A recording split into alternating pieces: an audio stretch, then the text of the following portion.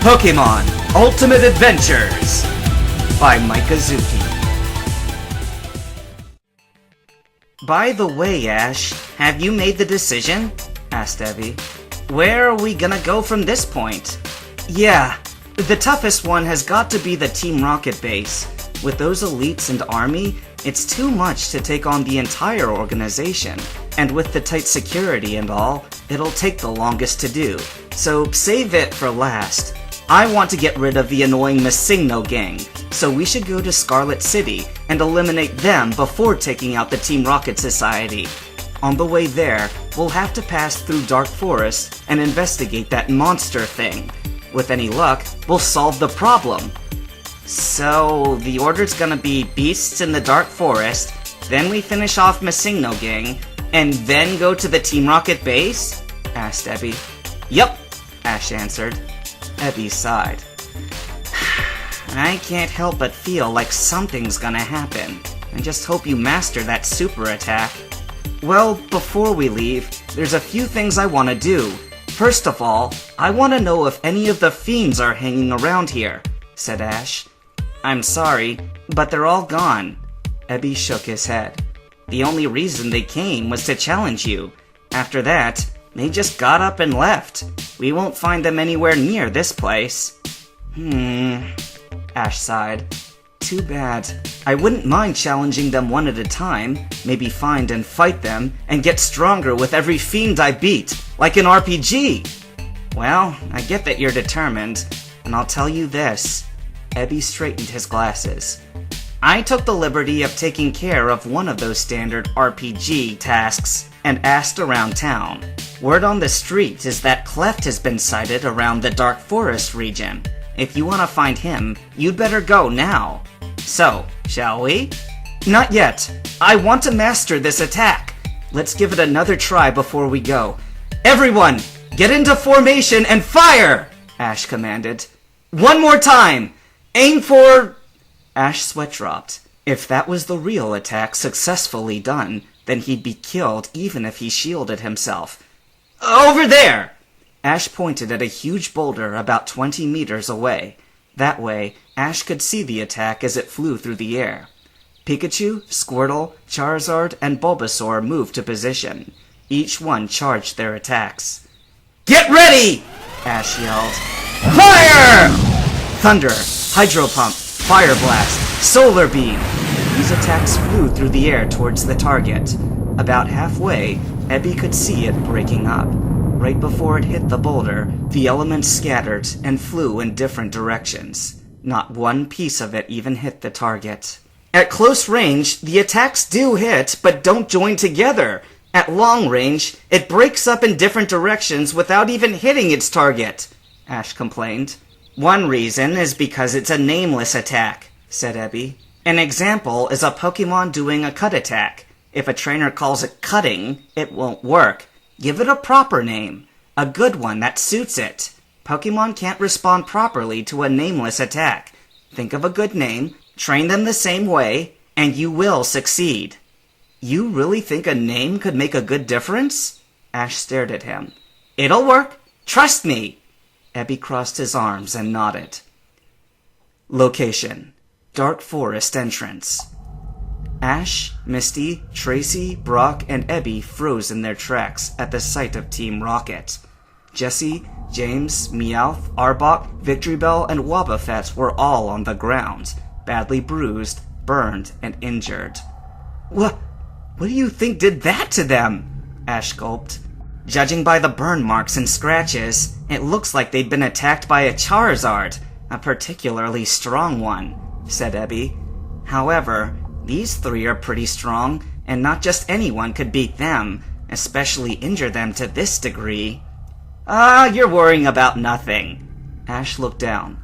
Remember, I've done worse to them in the past, and for someone to beat them like this, he must be pretty good. Hey, let's get going. Maybe we'll meet the guy who beat them. I'd really like to have a battle with him, he said happily, running into the forest. The others didn't seem so confident about this. The only monster skeptic in the group was Ash. As they ventured further into the deep, dark woods, they failed to realize the danger they were stepping into. The dark forest was full with gnarled, grotesque trees, all dead, dense, and blotting out the sun. Is it just me, or did this place get even uglier than the last time we came? Ash looked around at the forest in disgust. Ugh, even though we crossed it safely, I still hate this place. And now that we know something's out here, I hate this forest even more, Misty grumbled. Nothing to worry about. Just dense woods, no sunlight, cold, creepy sounds, dead trees in every direction, darkness everywhere. I want out, Tracy whimpered. We might as well hurry up. I don't want to be in this place any longer. It's almost afternoon, and we're not even halfway. Ash sighed. He didn't believe in monsters. He only believed in Pokemon, and they were nothing to be afraid of, although they could sometimes be a threat. He didn't know it, but they were being watched. Within the darkness was a low growling. Something was coming. Location: further in the dark forest. Several hours had passed, and the group was still as rigid as before. They had learned that relaxing wasn't a very wise thing to do in dark forest. The growling noises had been getting louder. While the rest of the group was scared stiff, Ash was getting impatient. Well, he was until they heard a loud roar in the deep woods. What was that? Tracy exclaimed. I don't know, but it came from that way. Brock pointed in the direction where the roar was heard. Thanks! I think I'll be on my way now! Ash dashed off in that direction. It's about time! I was starting to think this whole dark forest thing was a waste of time. Ah! That idiot! Misty ran after him. Am I the only one who sees the possible danger of running in the direction of a powerful and possibly lethal creature? Brock sighed and followed them. Ash ran in the direction where he'd heard the sound. This area seemed pretty normal. Thick, tall trees in every direction. Darkness everywhere. Everything seemed normal except for Cleft? A super fiend!